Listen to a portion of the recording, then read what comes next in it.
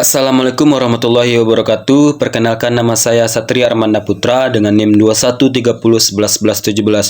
Baiklah, saya akan melanjutkan materi yang ke-8, yaitunya tentang kebutuhan bahan ajar dan sarana prasarana pembelajaran tematik. A. Kebutuhan bahan ajar dan sarana prasarana pembelajaran tematik. Dalam mengembangkan kualitas pembelajaran pada jenjang sekolah dasar, membutuhkan bahan ajar untuk menunjang kegiatan belajar yang harus disesuaikan dengan karakter dan kebutuhan siswa.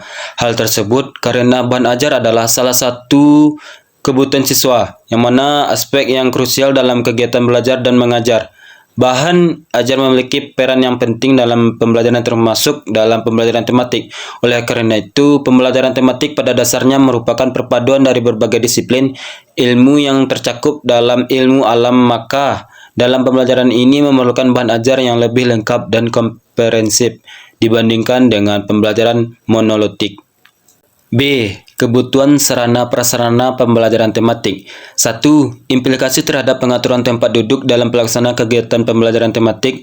Perlu dilakukan pengaturan ruangan kelas agar terjadi pembelajaran yang aktif, kreatif, efektif, dan menyenangkan atau PAKEM. Pengaturan ruang kelas tersebut meliputi pengaturan meja, kursi, lemari, perabotan kelas, alat, media, atau sumber belajar lainnya yang ada di kelas. Diatur dengan fleksibel atau mudah diubah-ubah disesuaikan dengan tuntutan strategi pembelajaran yang akan digunakan. 2. Implikasi terhadap pemilihan bentuk kegiatan. Agar proses pembelajaran berjalan dengan efektif dan tidak menjenuhkan, maka perlu dilakukan variasi pembelajaran yang berkaitan dengan gaya mengajar guru, penggunaan alat dan media pembelajaran, dan pola interaksi pembelajaran. Guru perlu juga menggunakan berbagai bentuk kegiatan, misalnya percobaan, bermain peran, tanya jawab, demonstrasi, dan bercakap-cakap. 3. Implikasi terhadap pemberian respon atau penguatan. Pemberian penguatan perlu dilakukan untuk memberikan respon terhadap perilaku atau perbuatan peserta didik yang dianggap positif agar perilaku tersebut dapat berulang kembali dan atau meningkat.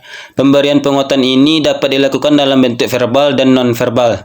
Penguatan verbal berupa kata-kata atau kalimat pujian, dukungan, pengakuan, atau dorongan. Bentuk penguatan nonverbal ditunjukkan dengan cara-cara seperti raut wajah atau mimik muka, gerakan atau isyarat badan, gerak mendekati peserta didik, sentuhan, kegiatan yang menyenangkan, simbol atau tanda, dan penguatan dengan benda atau barang.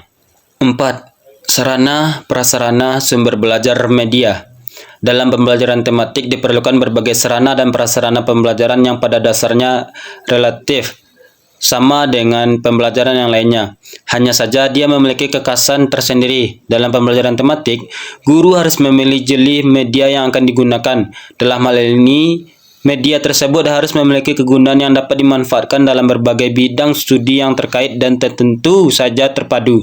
Karena digunakan untuk pembelajaran konsep oleh tema, maka penggunaan sarana pembelajaran dapat lebih efisien jika dibandingkan dengan pemisahan bidang kajian.